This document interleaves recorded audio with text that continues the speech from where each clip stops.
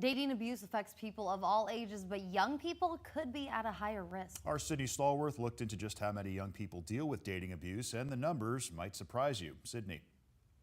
1 in 3 teens experience abusive relationships. Physically, verbally, emotionally abused by dating someone. Counselor Monretta Vega tells us abusive relationships hardly ever start out that way. Things were great a few months ago, but right now I'm getting hit or I'm being belittled and talked about like I'm worthless. According to Break the Cycle, a national organization that aims to end dating violence, 1 in 10 high school students has been purposefully hit, slapped, or physically hurt by a boyfriend or girlfriend. We're told teens could be mirroring what they see. It could be a display of our parents' relationship.